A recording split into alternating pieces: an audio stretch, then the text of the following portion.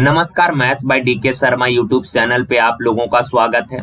आज हम लोग सेट नंबर 65 करने वाले हैं और जो लोग भी नए हैं वो टेलीग्राम चैनल को ज्वाइन कर लीजिएगा। आप लोगों को वहां पे सारा सेट का पीडीएफ मिल जाएगा। टेलीग्राम चैनल का नाम है मैथ्स बाय डीके शर्मा।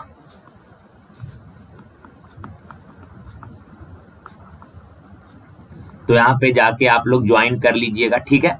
चलिए सवाल करते हैं और एक चीज के लिए माफी चाहते हैं यार, पिछले लगातार 7-8 दिन से लगभग मेरे ख्याल से पूरे 1-1.5 वीक से कोई भी वीडियो अपलोड नहीं कर पा रहे थे। इसका प्रॉब्लम हमने बता दिया था कि थोड़ा गला में प्रॉब्लम था यार, काफी पेन करते रहता है अभी भी। मतलब ऐसे तो बोला था डॉक्टर की 10-20 दिन महीना दिन आपको रेस्ट करना, लेकिन फिर भी मतलब क्योंकि इतना दिन रुक नहीं सकते, अभी काफी एग्जाम वगैरह है तो इतना दिन वेट नहीं कर सकते, तो हम कंटिन्यू वीडियो आज से कर रहे हैं। और आप लोग भी सेट को थोड़ा अच्छे से प्रैक्टिस करिएगा, ठीक है ना। और लोगों को भी थोड़ा बताइए यार, नए नए लोगों को जोड़िएगा तो थोड़ा अच्छा रहेगा, ओके ना।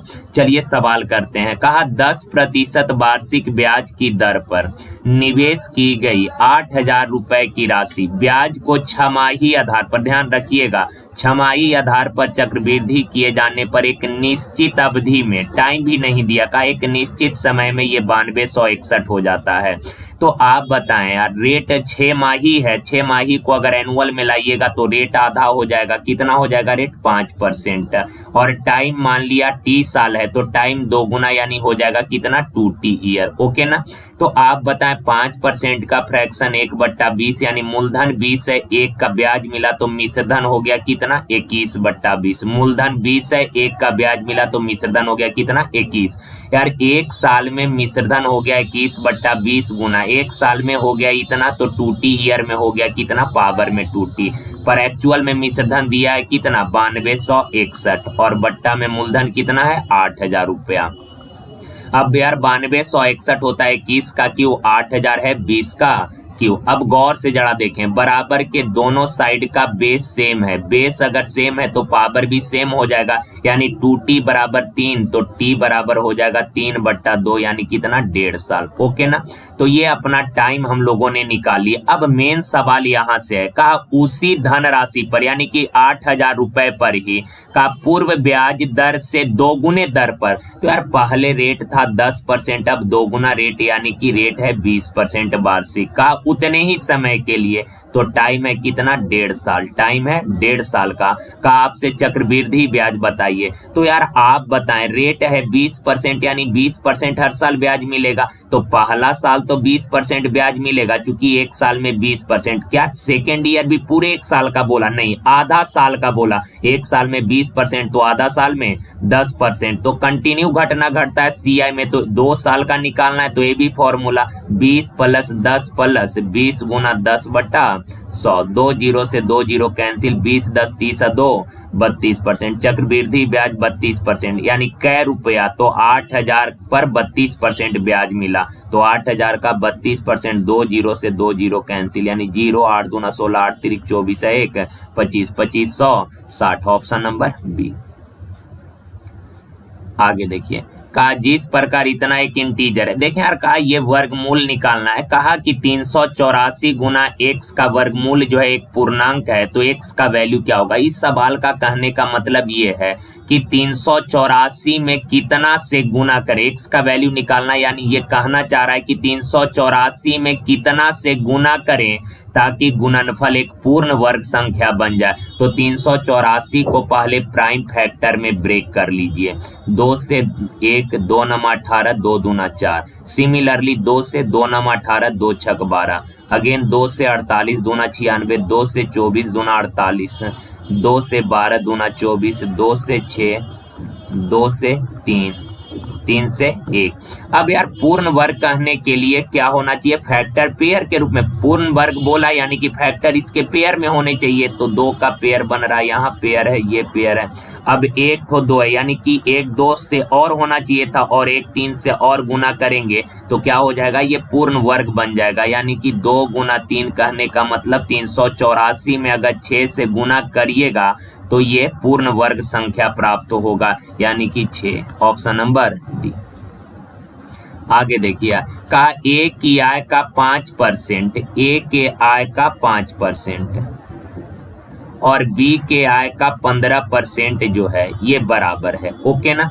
अब देखें यार, परसेंट से परसेंट कैंसिल हो जाएगा, 5 से एक बार में, 5 से 3 बार में, तो ए और बी का अगर रेशियो लिखिएगा कोफिशिएंट इंटरचेंज हो जाएगा, यानी 3:1। सेकेंड लाइन में कहा क्या कि सी के आय का बी के आय का 10%, बी के आय का 10% और सी के आय का 20% बराबर है। बराबर के दोनों साइड परसेंट है, तो परसेंट से परसेंट 10 से एक बार, 10 से 2 बार, तो बी और सी का अगर रेशियो लिखेंगे कोफिशिएंट इंटरचेंज हो जाएगा, यानी 2:1 हो जाएगा। अब जरा गौर से देखिए, बी यार दोनों जगह कॉमन है, बी दोनों जगह कॉमन है, तो बी का वैल्यू सेम होना चाहिए। यहाँ बी का वैल्यू 2 है तो यहाँ भी 2 बनाइए, तो इसमें 2 से गुना करिएगा, 2 एकम 2, 2 तिया 6। अब रेशियो बैलेंस हो गया, यानी ए बी सी तीनों के हिस्से का रेशियो 6, 2 और 1।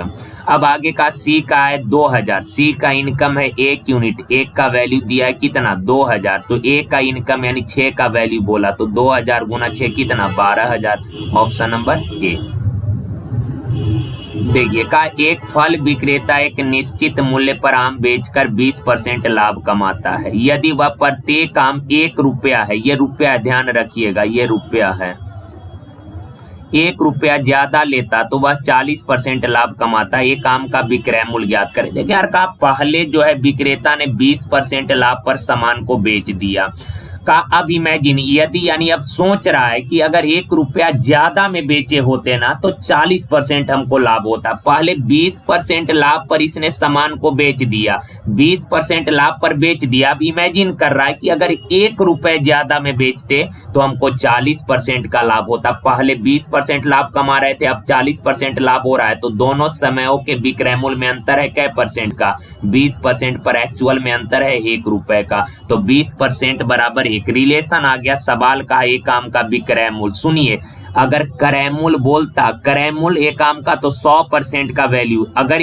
क्रय मूल्य बोलता तो 100%, पर इसने बोला विक्रय मूल्य ज्ञात करिए। तो यार आप बताएं पहले इसने आम को बेचा था कितना परसेंट लाभ पर, 20% लाभ पर, यानी कि 20% का लाभ कमाया, यानी बेचा होगा कितना परसेंट में, 120% में। ध्यान रखिएगा जल्दीबाजी में ऐसा कई बार लोग 1/100% का वैल्यू निकाल देता है। क्रय मूल्य बोले होता तब 100%, पर इसने बोला कि विक्रय मूल्य ज्ञात करें और शुरू में इसने बेचा है कै परसेंट लाभ पर, 20% लाभ पर, यानी कि 120 का वैल्यू निकालना है। तो 1/20 गुना 120 काटिएगा तो कै बार 6 बार, यानी 6 रुपया। देखिए का कांजी भाई ने अपनी संपत्ति का आधा हिस्सा अपनी बड़ी बेटी को और शेष संपत्ति का 1/3 हिस्सा अपने छोटे बेटे को दे दिया। देखिए यार आधा हिस्सा बड़ी बेटी को, आधा कहने का मतलब 2 में से 1 बड़ी बेटी को दे दिया, तो बचा कितना 1/2। शेष का यानी गुना का 1/3 छोटे बेटे को दिया, 1/3 यानी कि 3 में से 1 छोटे बेटे को दे दिया, 3 में से 1 दे दिया, तो शेष बच गया कितना 2/3। और यही आपसे पूछा कि अब कितना शेष बचा, बेटी को देने के बाद शेष बचा इतना, और का शेष का 1/3 बेटे को दे दिया, तो बेटे को देने के बाद अगेन शेष बचा कितना 2/3, तो 2 से 2 कट गया, यानी कि 1/3 अभी उसके पास बच रहा है, तो ओरिजिनल का 1/3 बचा के रखा है। देखिए का 680 रुपए को ए बी सी में इस प्रकार विभाजित किया गया कि बी को जो मिला उसका 2/3 भाग ए को मिला। सुनिए गौर से फ्रैक्शन को समझना है। का बी को जितना मिला उसका 2/3 ए को मिला, किसका, का बी को जितना मिला उसका, बी को जितना मिला उसका, तो का वाला हमेशा नीचे, तो बी को जितना मिला उसका, बी का, तो बी का वाला नीचे 3, ए का 2। आगे कहा सी को जो मिला उसका 1/4 बी को मिला, सी को जितना मिला उसका, सी को जितना मिला उसका है, यानी कि सी का 4 तो बी का कितना 1। अब यार देखें ये रेशियो को बैलेंस करना है, आप लोगों को इसमें महारत हासिल है। बी दोनों जगह कॉमन है, बी अगर दोनों जगह कॉमन है तो बी का वैल्यू सेम करना पड़ेगा। यहाँ 3 है तो यहाँ भी 3 बनाइए, तो 3 एकम 3, 3 चौक 12।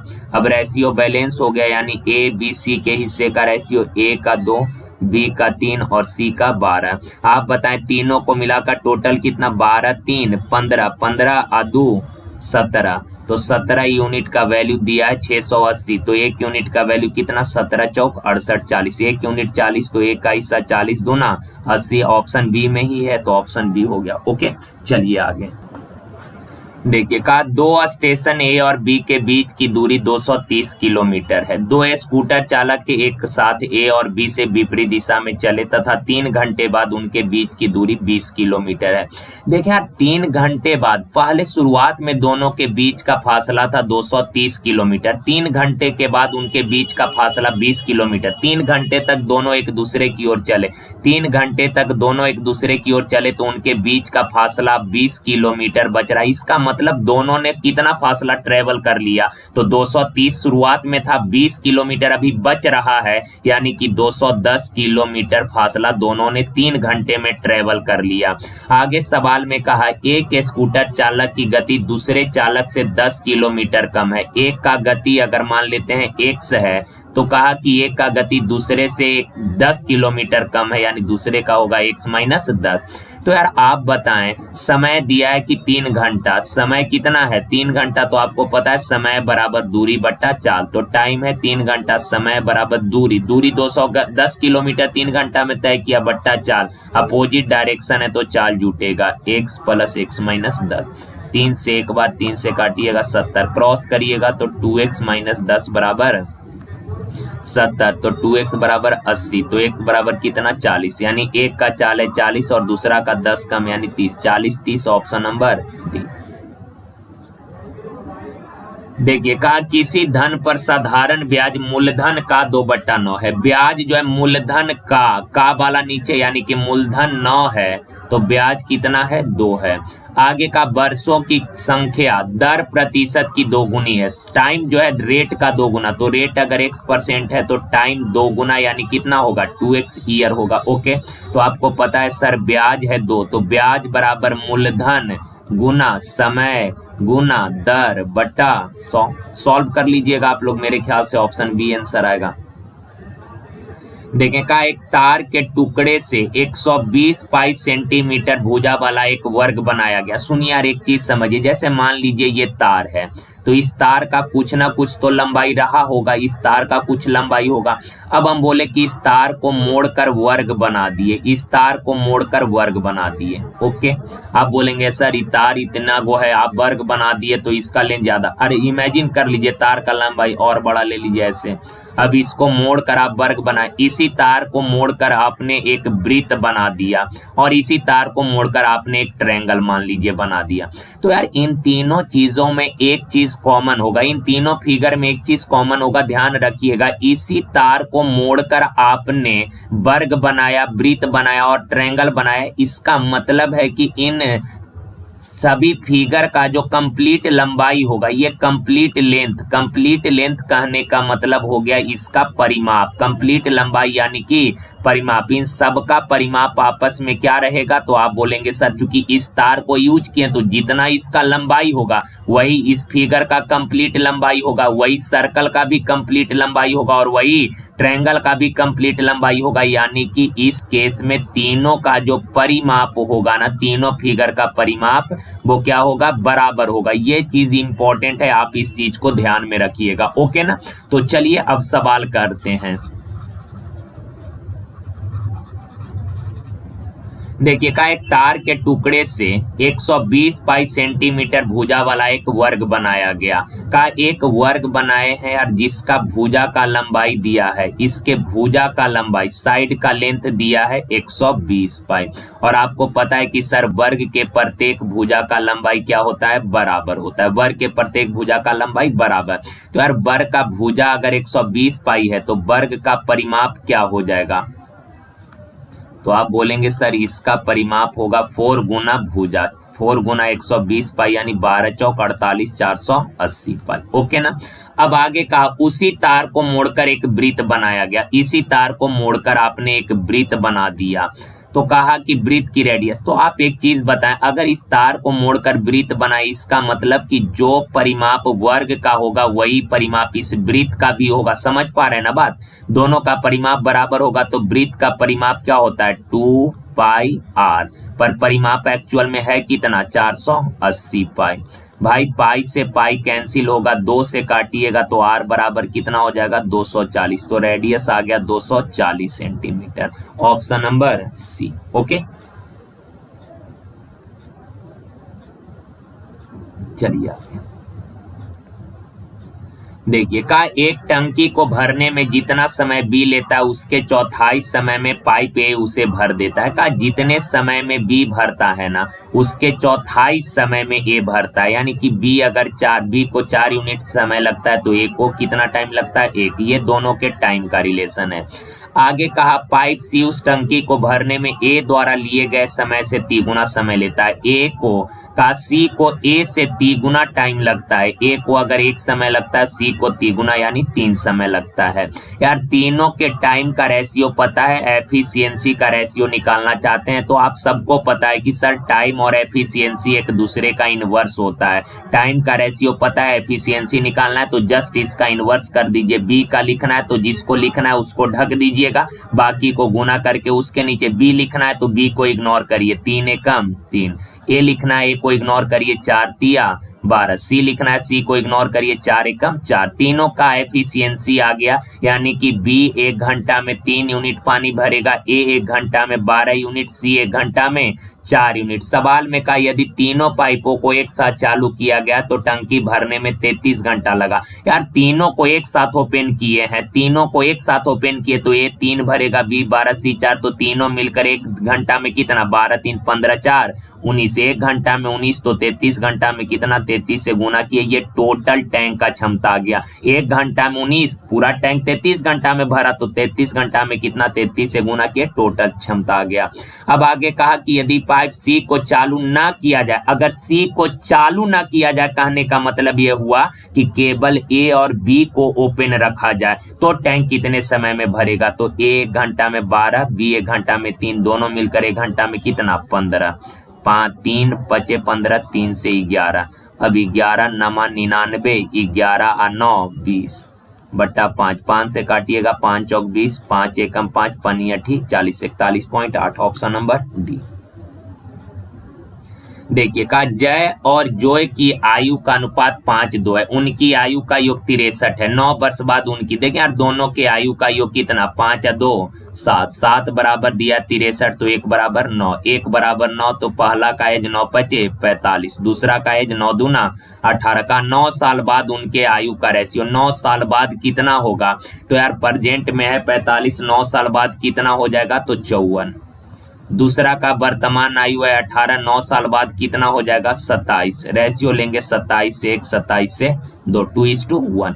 अब सुने एक चीज तो ऐसे बेसिक है आप लोग कर ही लेंगे, शुरू से ऐसे ही करते। एक चीज अगर ध्यान रख पाए तो टाइम काफी कम लगेगा आपका। देखें है यानी प्रेजेंट में दोनों के एज का, ए और बी मान लेते हैं, दोनों के एज का रेशियो है 5:2 का उनकी आयु का योग 63 साल है। आयु का योग 7 यूनिट है पर एक्चुअल में दिया है 63 साल। 7 यूनिट 63 तो 1 यूनिट बराबर 9 साल। ओके ना।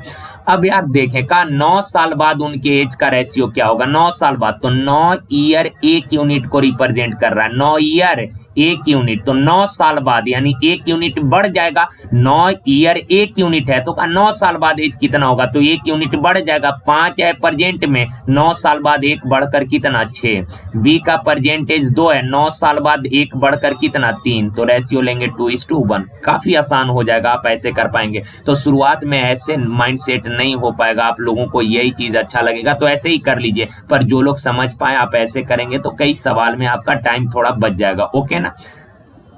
चलिए आगे देखिए का आदिल और बीरेन एक साथ मिलकर एक काम को 20 दिन में पूरा करेगा। आदिल और बीरेन दोनों मिलकर काम को करेगा 20 दिन में।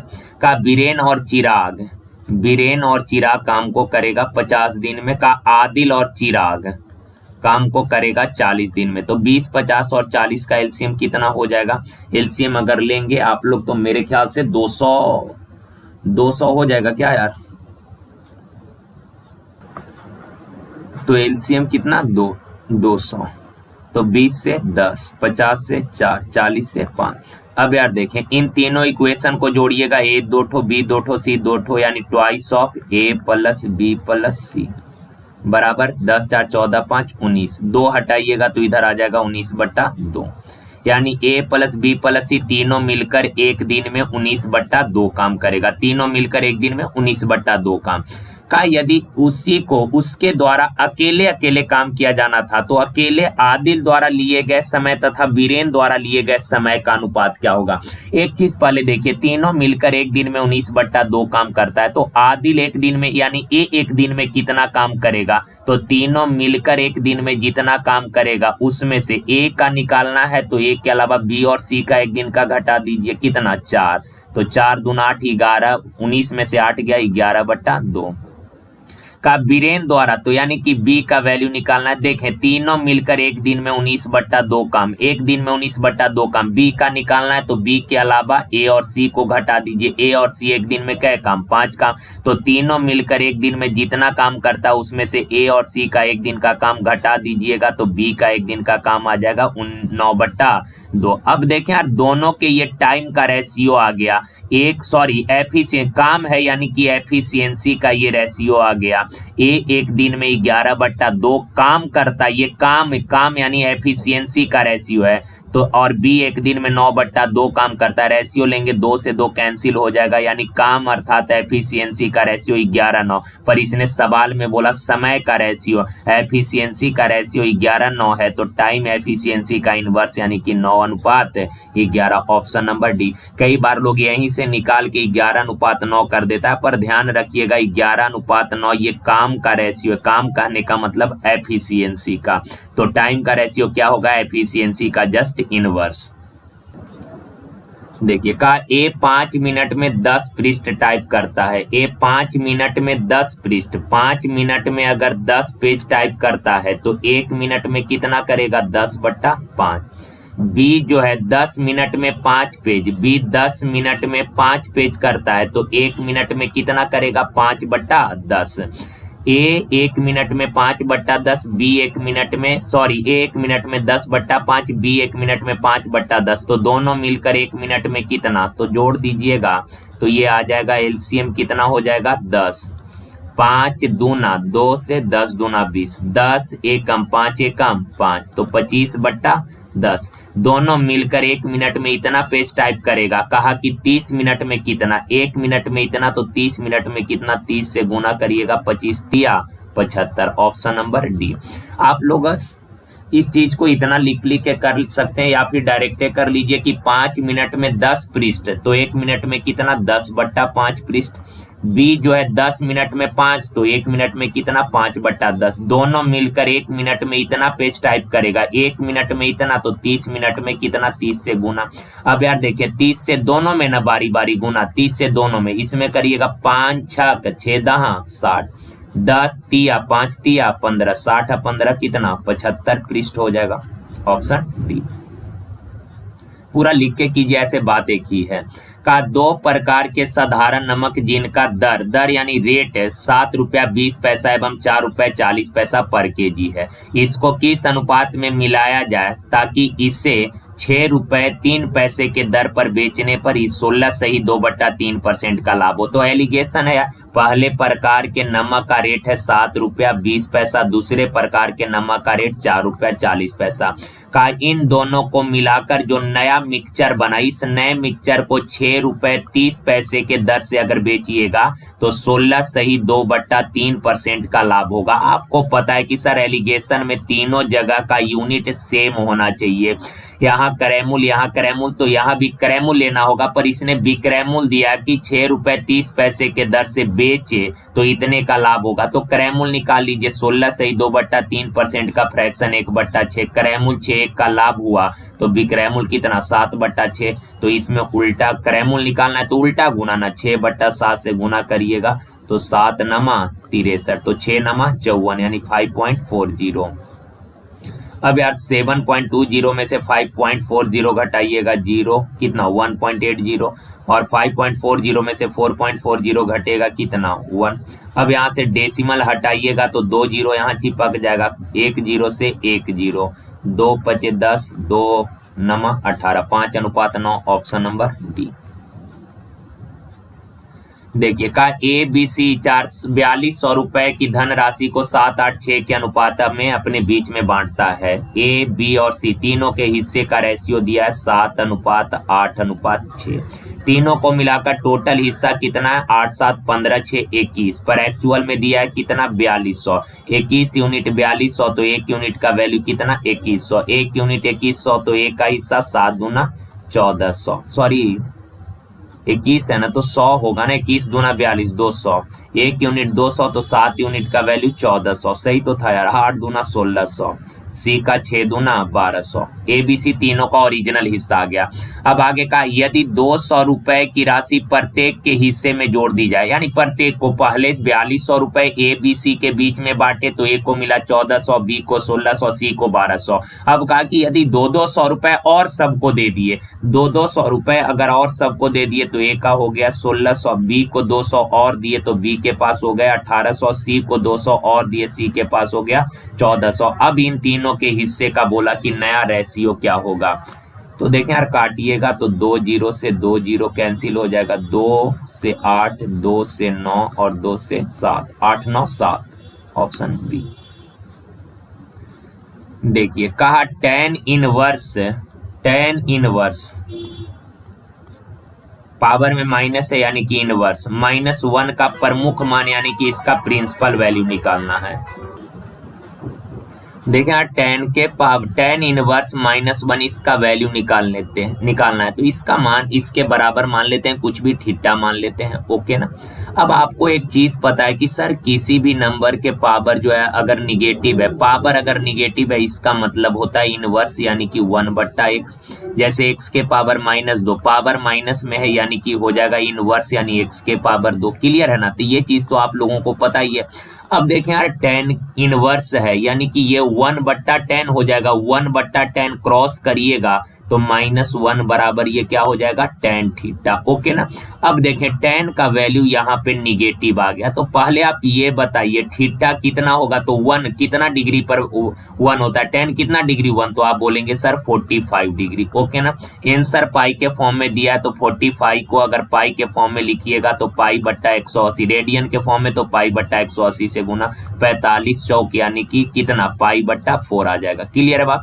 अब मेन चीज समझिए, देखें यार tan निगेटिव किस किस क्वाड्रेंट में होता है, तो आपको पता है कि सर ये 0 होता है, ये 90 और ये 180, ये 270, ये 360, इसी तरह से ये रोटेट करते रहता है। तो आप बताएं कि फर्स्ट क्वाड्रेंट में तो ऑल पॉजिटिव होता है, सेकंड में साइन और कॉसेक पॉजिटिव, थर्ड में tan और कॉट पॉजिटिव, फोर्थ में कॉस और सेक पॉजिटिव होता है। तो tan निगेटिव किस में होता है, तो tan निगेटिव सेकंड क्वाड्रेंट में और फोर्थ क्वाड्रेंट में होता है। थर्ड को सेकंड क्वाड्रेंट होगा क्या, तो 180 से थोड़ा पीछे, 180 से थोड़ा कम यानी कि 180 माइनस थीटा। तो आप बताएं 180 पाई के रूप में रिजल्ट दिया तो 180 यानी कि पाई रेडियन माइनस थीटा कितना आया है π/4, तो थीटा के जगह π/4 लिख लिए तो 4 पाई में से पाई गया कितना 3 पाई और /4, 3 π/4, 3 π/4, ऑप्शन नंबर ए, ओके ना। एक चीज और समझिए, थोड़ा एक दो एग्जांपल और कर लेते हैं ताकि आप लोगों को चीजें अच्छे से समझ में आ जाएगा। देखिए मान लिया दिया है यार कि cos इनवर्स आपको दिया है -1/√2, ओके। इसका वैल्यू निकालना है, प्रिंसिपल वैल्यू प्रमुख मान। तो यार इसके बराबर, इस फंक्शन के बराबर कुछ भी मान लीजिए x/z, कुछ भी हमने मान लिया थीटा, ओके। अब cos इनवर्स कहने का मतलब 1/cos क्रॉस करिएगा तो ये आ जाएगा -1/√2 बराबर क्रॉस करेंगे कितना हो जाएगा cos थीटा, ओके ना। अब एक चीज बस आप यहां से एंगल का वैल्यू फाइंड कर लीजिए, थीटा कितना होगा, तो आप बोलेंगे सर cos कितना डिग्री पर 41/√2 होता है, तो आप बोलेंगे सर 45 डिग्री। और अभी हमने बताया 45 को रेडियन के रूप में लाइएगा π/180 से गुना यानी कि π/4। अब आप बताएं कॉस निगेटिव है, कॉस निगेटिव नहीं होता, कॉस जो है ये इसका रेंज होता है 0 से लेकर 1 के बीच। तो आप देखें यार ये जो है कॉस निगेटिव है, तो कॉस निगेटिव किस किस क्वाड्रेंट में लाई करेगा, किस क्वाड्रेंट में लाई करेगा, तो आप बोलेंगे सर ये फर्स्ट में तो ऑल पॉजिटिव होगा, सेकंड में साइन और कॉसेक पॉजिटिव होता है, यानी कि सेकंड क्वाड्रेंट में कॉस लाई करेगा और किस में लाई करेगा, थर्ड में लाई करेगा। ओके, तो सेकंड क्वाड्रेंट यानी कि 180 से थोड़ा कम, यानी कि 180 माइनस थीटा होता है। ओके ना, समझ पा रहे हैं बात। अब 180 कहने का मतलब पाई रेडियन, और थीटा कितना है, पाई बट्टा 4। तो पाई में से पाई बट्टा 4 जाएगा, कितना आ जाएगा, 3π/4। Option number A. Okay, clear है। तो इस तरह से आप लोग कर लीजिएगा। देखें यार, ध्यान रखिएगा, ये जो है कॉस है, कॉट है और सेक है, इसका वैल्यू जो है 0 से पाई के बीच में लाई करता है, यानी कि इसका वैल्यू हमेशा पॉजिटिव होता है। अब साइन है, टैन है और कॉसेक है, इसका जो वैल्यू होता है ना, इन तीनों का वैल्यू जो होता है ये -1 से 1 के बीच में लाई करता है, यानी इसका वैल्यू निगेटिव भी पॉसिबल है। पर साइन हो गया, कॉस हो गया, कॉट हो गया और सेक, इन तीनों का वैल्यू हमेशा पॉजिटिव होता है। ओके ना, ध्यान रखिएगा इस चीज का। अगर निगेटिव है तो इस तरह से आप लोग कर लीजिएगा। चलिए आगे बढ़ते हैं। देखें का एक त्रिभुज की 3 माध्यिकाओं की लंबाई जो है 9, 12 और 15 सेंटीमीटर है, तो उस त्रिभुज का एरिया। देखें यार, किसी भी ट्रायंगल के अगर तीनों मीडियंस का लेंथ दिया है और ट्रायंगल का एरिया आपसे बोले, तो त्रिभुज का एरिया जो होता है ये होता है 4/3 गुना माध्यिकाओं द्वारा बने त्रिभुज का एरिया। बहुत इंपॉर्टेंट है, ध्यान में रख लेना है, माध्यिकाओं द्वारा बने त्रिभुज का एरिया। ओके ना। तो देखिए सवाल कहा कि त्रिभुज के 3 मीडियंस का लेंथ दिया है 9, 12 और 15 सेंटीमीटर, 9, 12 और 15 सेंटीमीटर।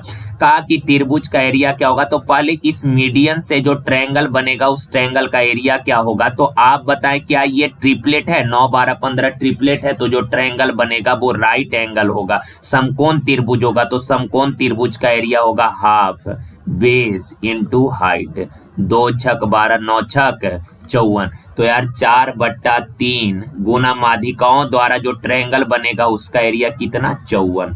तो 3 से काटिएगा, 18 तिया 54, यानी 18 चौक 72। Option number B. ओके ना, ध्यान रखना इस चीज को। एक सवाल और थोड़ा सा कर लीजिए। यहाँ तो ये राइट एंगल बन गया, तब एरिया निकालना थोड़ा आसान हो गया। जैसे सवाल है, एक त्रिभुज के तीनों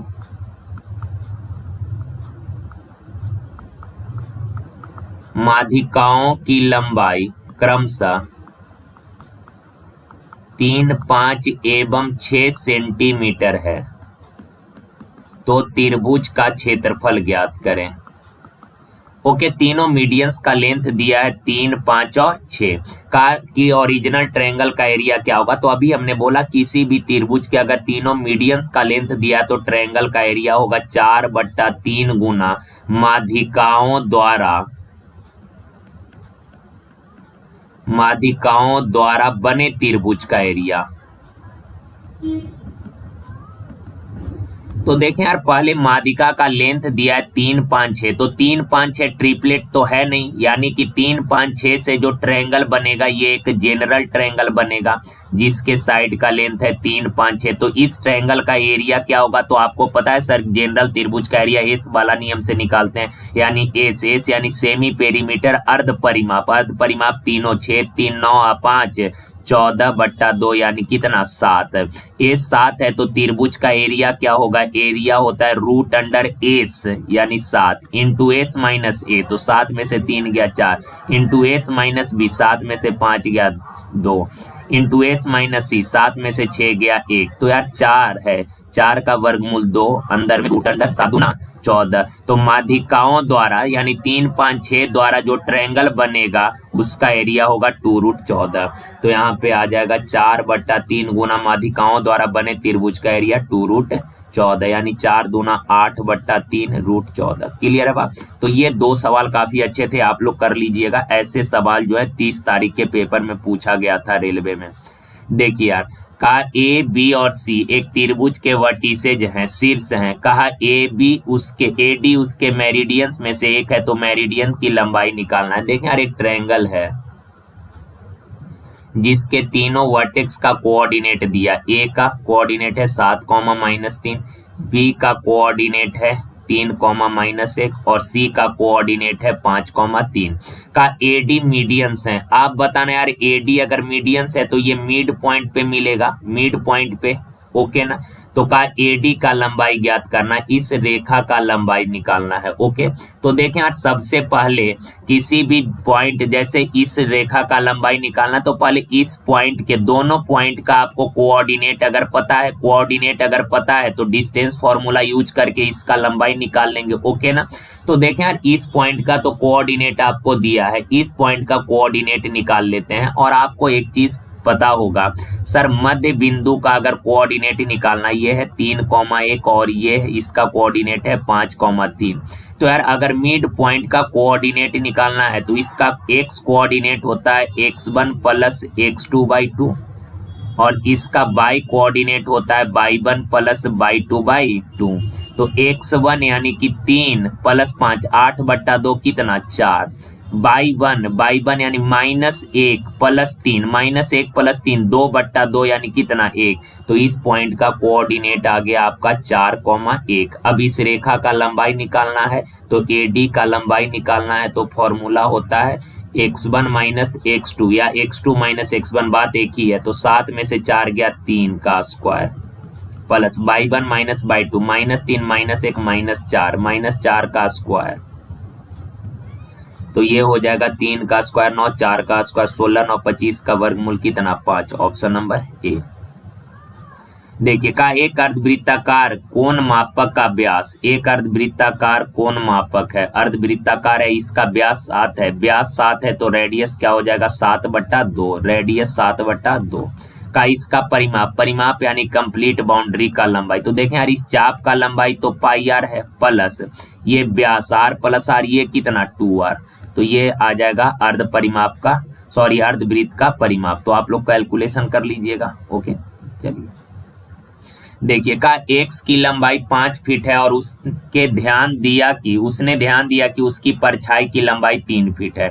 उसके बाद उसने होगा यार, यहाँ पे उसने नापा कि स्कूल की इमारत की परछाई की लंबाई 30 फीट बनती है, तो स्कूल की इमारत की लंबाई ज्ञात करें।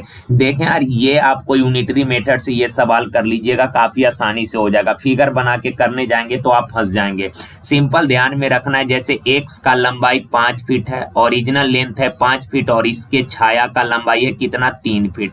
तो ध्यान रखिएगा, ओरिजिनल लंबाई ऊपर लिखे हैं और उसके छाया का लंबाई नीचे लिखे हैं। जरूरी नहीं है कि आप 5/3 ही, आप छाया का लंबाई अगर 3 लिखे हैं और ओरिजिनल लंबाई 5 लिखे हैं तो ऊपर छाया का लंबाई है और नीचे ओरिजिनल लंबाई है। जैसे मर्जी वैसे लिखे, बस ध्यान रखिएगा कि जो रिलेशन बाएं साइड लिखे हैं वही रिलेशन दाएं साइड भी लिखना है। कहा कि x का लंबाई 5 फीट है, ओरिजिनल लंबाई 5 फीट है और छाया का लंबाई बन रहा है 3 फीट, तो यानी बराबर।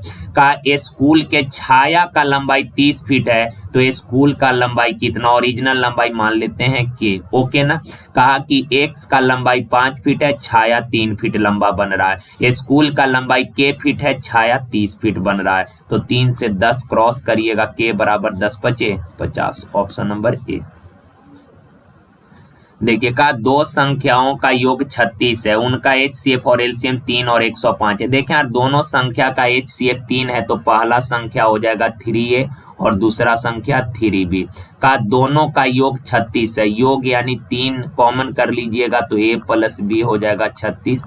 तो a + b बराबर कितना 12। का LCM, तो इन दोनों का अगर LCM लेंगे तो LCM होगा 3ab बराबर कितना 105। तो AB बराबर कितना हो जाएगा 3 × 9 तो हो, जैसे LCM लीजिएगा 3A और 3B का तो LCM तो AB यानी कि LCM कितना हो जाएगा 3 × AB होगा ना यार। और अगर योग निकालिएगा इन दोनों का 3 कॉमन करिएगा तो योग A + B होगा। हम इस चीज को डायरेक्ट लिख दिए हैं। अब एक चीज आप देखिए, आपके पास ये दो इक्वेशन, एक तो तरीका है कि अलजेब्रिक फॉर्म से ए और बी को सॉल्व करके निकाल लीजिएगा, ओके ना। और एक तरीका है कि यहाँ पे छोटा न्यूमेरिकल है, आप थिंक आउट कर सकते हैं। ऐसे दो नंबर ढूंढिए जिसको लेने पर, जिसको गुना करने पर 35 और जोड़ने पर 12 है। तो 7 और 5, ए का वैल्यू 7, बी का वैल्यू 5। अब जरूरी नहीं है कि ये 7 हो बी 5 हो, ए 5 बी 7 कुछ भी ले सकते हैं, पर ये 7 हमने लिया, बी 5 है। अब देखें पहला संख्या कितना हो गया 3a, दूसरा संख्या क्या है 3b का इसके व्युत्क्रम का योग। तो पहला संख्या 3a का इनवर्स 1/3, दूसरा 3b का इनवर्स 1/3b। तो एलसीएम हो जाएगा 3ab, ऊपर जाएगा 3b प्लस 3a, 3 कॉमन कर लीजिएगा तो a प्लस b। तो 3a प्लस b का वैल्यू 12, 3a इंटू b का वैल्यू 35। आपको ये निकालने का जरूरत ही नहीं था, ऐसे भी निकल गया। तो 3 चौक 12, यानी 4 तिया 12/35। कहाँ गड़बड़ा गया यार, 7 तिया 21, तो 1/21 प्लस 5 तिया 15, 1/15 तो 105, 21 25 5 15 7 7 5 12, 12/105, 3 चौक 12, 3 तिया 9 3, 4/35। कैलकुलेशन आप लोग देख लीजिएगा कहाँ गड़बड़ हो रहा है यार, आप लोग थोड़ा ध्यान से देख लीजिए यार प्लीज। एलसीएम हो जाएगा 3ab, ओके। ऊपर 3 से, ओहो सॉरी, ए ही केवल होगा ना यार, ए होगा। तो ये आ जाएगा कितना, तो 4/35, ऑप्शन नंबर डी। देखिए कहा 9 के पावर x बराबर, सुधार कर लीजिएगा, ऐसे है 11 क्यूब रूट 243। अब देखें यार 9 होता है 3 के पावर 2x, 9 3 का स्क्वायर ना, तो 2 गुना x 2x। 243 आपको पता है सर, 243 होता है 3 के पावर 5, तो ये 3 के पावर 5, रूट हटाइएगा पावर में 1/11, तो 3 के पावर 2x बराबर 3 के पावर 5 गुना 1/11, 5/11। बेस सेम है तो पावर भी सेम होगा, यानी 2x बराबर 5/11, तो x बराबर 5/11 दूना 22, ऑप्शन नंबर बी।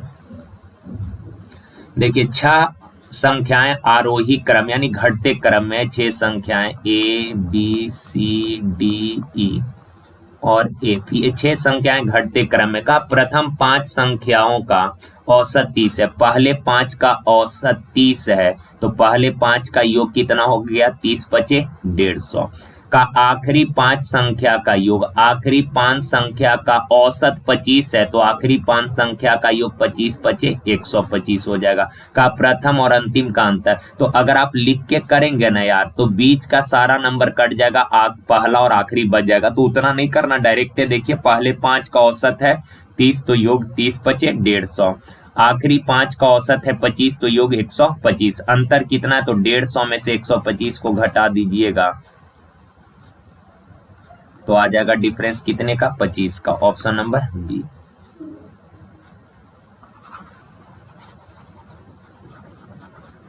और कोशिश करेंगे यार कि कल से जो है ब्लैक बोर्ड पर ही बनाए, क्योंकि इस पे मजा उजा आता है नहीं यार, अलबलाल जैसा हमको लगता है, पता नहीं क्या बोल रहे हैं क्या पढ़ा रहे हैं, मजा नहीं आता यार। तो कोशिश करेंगे कल से ब्लैक बोर्ड पे ही करने का, कैसा रहेगा आप लोग बताइएगा थोड़ा यार, ओके ना। चलिए आ जाए का एक व्यापारी लागत मूल्य से 25% अधिक बिक्री मूल्य अंकित करता है, लागत मूल्य से, तो लागत मूल्य अगर 100 है तो अंकित कर दिया 25% ज्यादा 125,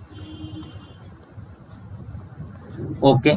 आगे कहा कि बिक्री के समय 10% डिस्काउंट देता है, बेचते समय 10% डिस्काउंट दिया, तो 125 रुपया का चीज था, ओहो 125 का चीज था, 10% डिस्काउंट दिया यानी कि 90/100 में बेचा, तो 25 पचे 25 से 25 चौक 100, 2 दूना 4, 2 से 45 दूना 90, तो ये आ गया कितना, 5 गुना 45/2। रेशियो छोटा कर लीजिए, 5 से 20 बार, 5 से 25, अब 5 से 5 कैंसिल, क्रॉस करिएगा 2 से सब में गुनाना, तो 20 दूना 40, 25 दूना 50 और ये हो जाएगा 45। सवाल का लाभ ज्ञात करें, क्रय मूल्य 40 विक्रय मूल्य 45, कितने का लाभ हुआ, 5 का, तो 5 का लाभ कितना पर, 40 पर, परसेंट 100 से गुना, 0 से 0, 2 दूना 4, 2 पचे 10, 25/2 12.5, ऑप्शन नंबर ए। देखिए एक आदमी स्थिर पानी में 4 के गति से तैरता है, पानी का चाल 2 है, 10 किलोमीटर उधर्व प्रवाह यानी कि धारा के विपरीत जाने में कितना समय लगेगा। धारा के विपरीत जाएगा, चाल घटेगा, 4 में से 2 गया 2, यानी कि 5, ऑप्शन नंबर सी। देखिए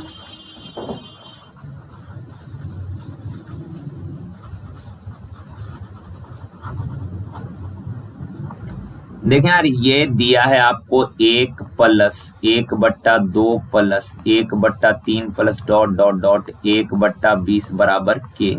आपसे वैल्यू बोला है कि 1/4 प्लस 1/8 प्लस डॉट डॉट 1/40 का मान ज्ञात करें।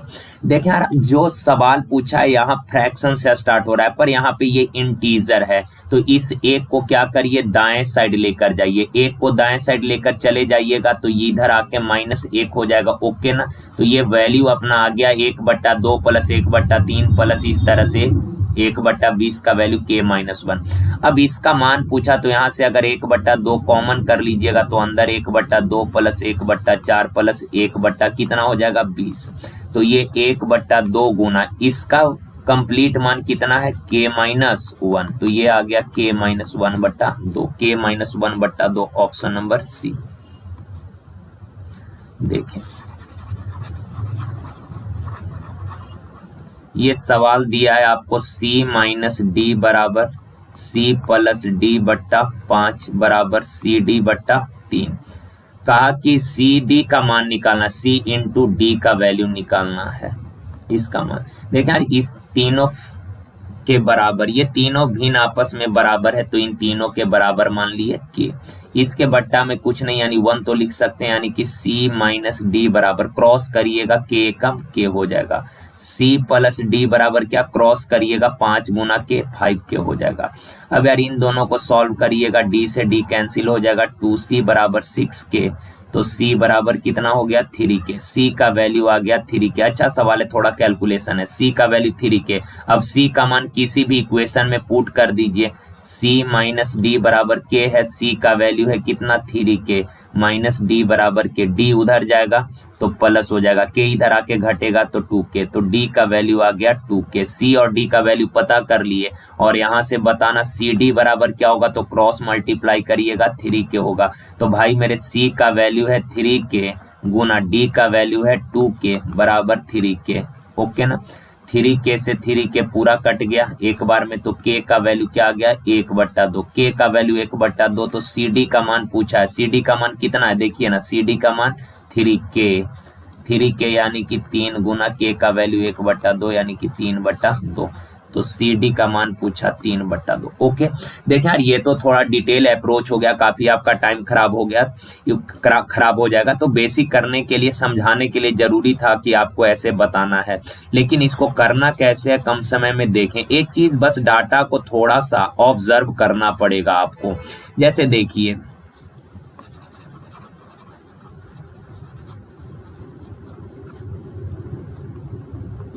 यहाँ दिया है C-D/1, C+D/5 और CD/3 दिया है। ओके ना, एक सवाल और ले लेते हैं। मान लीजिए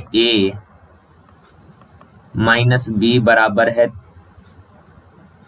अच्छा इसी से हो जाएगा, एक से देखिए करना क्या। देखें यार, ये बट्टा वाला न्यूमेरिकल को गौर से देखिए, ये CD का जो वैल्यू है ये सेम डिफरेंस पर होगा सबसे। C-D के बीच का डिफरेंस कितना 2 है और C+D के भी बीच का डिफरेंस कितना है 2 है। तो CD का वैल्यू डायरेक्ट लिखिएगा कितना, CD का जो मान है ये ऊपर, CD का मान ऊपर, CD का मान ऊपर यानी कितना 3, और डिफरेंस नीचे, डिफरेंस कितने का है 2 का, यानी कि CD का वैल्यू डायरेक्ट आ जाएगा 3/2। एक सब 2 सवाल और कर लेते हैं, 1 मिनट।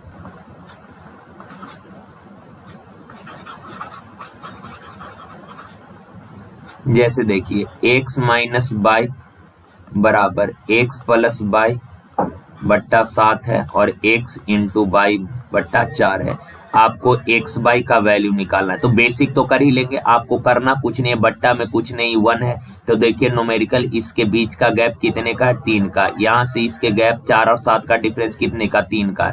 तो एक्स बाई का वैल्यू लिखना है, तो एक्स बाई का जो फ्रैक्शन डिनोमिनेटर में जो वैल्यू है वो ऊपर में और डिफरेंस नीचे में, डिफरेंस कितने का है, 3 का। तो 4/3। ओके ना, ये भी पूछा हुआ सवाल है, कर लीजिएगा 1-2 बार। ऐसे बेसिक ही ज्यादा अच्छा यार, इतना दिमाग लगाने का जरूरत, अगर ध्यान में रख पाए तो सही है, नहीं तो बेसिक ही बनाइएगा। देखें का पी क्यू आर में शीर्ष क्यू समकोण है, पी क्यू आर में क्यू जो है ये समकोण है, क्यू समकोण है, ये क्यू है समकोण, ये पी है सपोज, ये आर। ओके, आगे का पी 60 डिग्री है, ये 60 डिग्री है। सवाल बोला कॉट आर प्लस √3/2 का मान ज्ञात करना है। आप एक चीज बताइए, आपको राइट एंगल में एक चीज पता है कि सर राइट एंगल में 90 के सामने जो भुजा है ये तो कर्ण होगा, फिक्स है, लेकिन लंब और आधार वेरी करता है। जो एंगल लेंगे, अगर ये एंगल लिए तो इसके सामने वाला भुजा लंब होगा, ये बचा हुआ भुजा आधार होगा। ओके, और अगर ये एंगल लेंगे, ये एंगल लेंगे तो इसके सामने ये लंब हो जाएगा, ये बचा हुआ भुजा आधार होगा। कर्ण 90 के सामने वाला भुजा फिक्स है, कर्ण होगा, लेकिन लंब और आधार वेरी करता है। जो एंगल लेंगे उसके सामने का भुजा लंब होगा, बचा हुआ भुजा आधार। तो यहाँ पे ये 60 है, tan 60 क्या होता है, √3/1, √3 यानी लंब है √3, तो 60 के सामने ये लंब √3 और ये आधार कितना 1, तो ये √3 ये 1 है। क्लियर है, बात हो गया। अब सवाल में कहा कॉट आर बताइए, तो कॉट होता क्या है, तो B/P होता है। तो यार कॉट आर ये वाला एंगल, तो इस एंगल को अगर लेंगे तो इसके सामने ये लंब होगा और ये वाला आधार होगा, तो लंब 1 है, तो लंब कितना है 1, आधार कितना है √3। हो गया काम खत्म, प्लस √3/2 है तो एलसीएम 2 हो जाएगा, √2√3 प्लस √3 यानी कि 3√3। ऑप्शन नंबर ए। देखिए का एक व्यापारी वस्तु के अंकित मूल्य पर 4% की छूट देता और हर 15 वस्तु के खरीद पर एक वस्तु मुफ्त देता है। देखिए यार यहाँ डिस्काउंट देने का 2 तरीका है, एक तो वस्तु भी फ्री में दे रहा है और ऊपर से आपको छूट भी दे रहा है। बोला क्या कि 4% छूट देता और हर 15 वस्तु खरीद पर एक मुफ्त देता है। 15 खरीद पर एक मुफ्त देता है कहने का मतलब आप अगर 15 खरीदिएगा तो बोलेगा एगो फ्री में ले जाइए, तो 15 का तो आपसे पैसा लिया पर आपको एक फ्री में दिया, यानी आपको सामान कितना दिया 16। तो ये सोचना है थोड़ा सा, जैसे आप कई बार कपड़ा वगैरह खरीदने जाते हैं, लिखा रहता है buy 1 get 1, buy 1 get 1 करने का मतलब एक खरीद पर एक छूट, एक खरीद पर एक फ्री, यानी कि आप एक का पैसा देते हैं लेकिन कपड़ा लेकर आते हैं कितना 2 ठो। जैसे जीन्स खरीदने गए, बोला कि buy 1 get 1 है, यानी कि एक खरीदिए एक फ्री में मिलेगा, तो पैसा एक का लेता है, पैसा एक का लिया यानी कि पैसा एक का लिया और आपको सामान कितना दे दिया 2 ठो सामान दिया। तो ये चीजें आपको समझना पड़ेगा। बहुत अच्छा सवाल है। तो देखिए यार का 15 खरीद पर एक फ्री दिया, 15 खरीद पर यानी बोला 15 खरीदिएगा तो आपको बेचा कितना में 15 में, यानी 15 का पैसा लिया आपसे तो 15 में बेचा, लेकिन सामान आपको कितना दिया है, तो आप बोलेंगे सर 16 वस्तु लिए हैं 15 का पैसा लिया, 16 दिया 15 का पैसा लिया। ओके, एक ये आ गया एमपीएस में।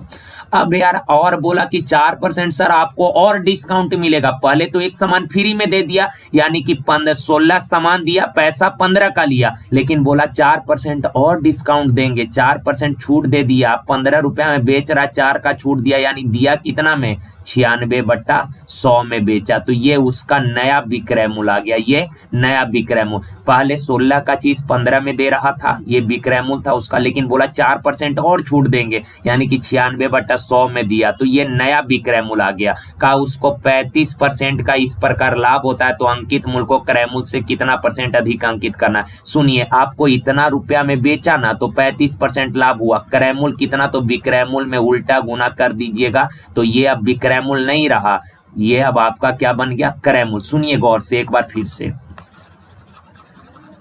देखिए, कहा कि अंकित मूल्य पर 4% छूट देता है, 4% क्या दे रहा है डिस्काउंट दे रहा है और हर 15 वस्तु की खरीद पर एक वस्तु आपको मुफ्त देता है। 15 खरीदिए एक फ्री में देगा, 15 खरीदिए यानी कि आपसे पैसे लिया 15 का और एगो फ्री में दे दिया, यानी आपके घर आया टोटल कैगो सामान 16 सामान दिया, पैसे लिया 15 का। अब और बोला कि सर 4% और छूट देंगे, पहले 15 रुपया लिया का 4% और छूट दिया, यानी कि आपको फाइनली दिया कितना में, 96/100 में, इतना में उसने सामान को बेच दिया। अब इतना में बेचा, उसे 35% लाभ हुआ। क्रय मूल्य कितना, तो विक्रय मूल्य में उल्टा गुना करिएगा तो ये अब पूरा क्या बन गया उसका, क्रय मूल्य। ये विक्रय मूल्य था, विक्रय मूल्य में उल्टा गुना किए, पूरा क्रय मूल्य बन गया। तो यहीं पे लिख देते हैं ये क्या बन गया, क्रय मूल्य। काम खत्म। 100 से 100 कैंसिल, 16 से एक बार, 16 से 6 बार, 16 छक 96, 15 नमा 3 तिया 3 दूना, रेशियो लेंगे तो 3:2 आ जाएगा। यानी क्रय मूल्य 2, अंकित मूल्य 3। क्रय मूल्य से कितना ज्यादा है, 1 ज्यादा, 1 ज्यादा है 2 से, परसेंट 100 से गुना, 2 से काटिए 50%। ऑप्शन नंबर सी। बहुत अच्छा सवाल था, 1-2 बार इसको करिएगा आप लोग, और ये तो आप लोग कर ही लीजिएगा यार। ऐसा जब भी लंबा सा सीरीज दे तो आपको पता है बीच वाला सब कट जाएगा, बीच वाला जितना है सब, ये सब रेशनलाइज करिएगा ना ऐसे।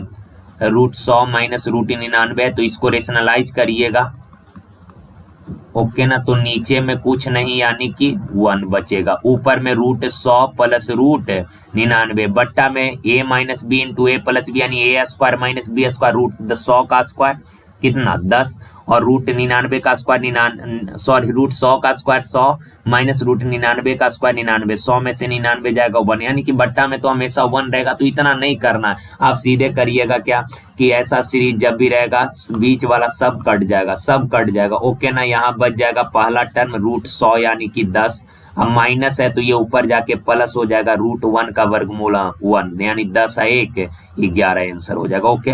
कुछ लोग ना समझ पाए तो देखें यार, पूरा लिख के कर लेते हैं। 1/, इसको पहला को अगर रेशनलाइज करिएगा, ये है 1/√100 माइनस √99, रेशनलाइज करिएगा तो ऊपर जाएगा तो ये हो जाएगा √100 प्लस √99, और बट्टा में होगा क्या, a² माइनस b², √100 का स्क्वायर 100 माइनस √99 का स्क्वायर 99, 100 में से 99 गया 1, तो 1 लिखने से कोई फर्क नहीं पड़ेगा, माइनस है। नीचे वाला को ऊपर, इसको अगर आप रेशनलाइज करेंगे तो नीचे वाला ऊपर जाएगा, बीच का साइन चेंज हो जाएगा, यानी कि √99 प्लस √98 हो जाएगा, और बट्टा में 1 हो जाएगा। इस तरह से आगे ब्रेक करते चले जाइएगा तो आखिरी में 1/√2 माइनस √1 ऊपर जाएगा तो ये बन जाएगा √2 प्लस √1।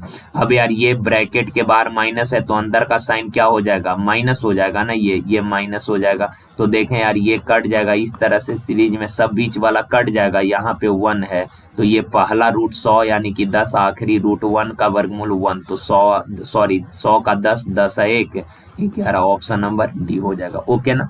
तो चलिए यार आज के लिए यही तक, थैंक यू, धन्यवाद। और एक चीज आप लोग बता दीजिएगा यार कमेंट करके, अगर ब्लैक बोर्ड पे करे तो कैसा रहेगा। इस पे हमको थोड़ा सा डिस्टर्ब होता है यार, माइंड बोलना कुछ बोलते हैं, कुछ पता नहीं चल पाता है किसी तरह से, बस क्योंकि लोग हमेशा परेशान करते रहते हैं, सर बना दीजिए वीडियो ताकि जो क्लास में वहाँ पे समझ नहीं पाते आराम से घर पे देख लेंगे, इस वजह से हम बनाते हैं, नहीं तो इस पे हमको कोई दिल नहीं करता बनाने का यार। तो ब्लैक बोर्ड पर कैसा रहेगा आप लोग अगर कमेंट करके बता सकते हैं तो बता दीजिएगा, ओके ना। चलिए यार आज के लिए यहीं तक, थैंक यू, धन्यवाद।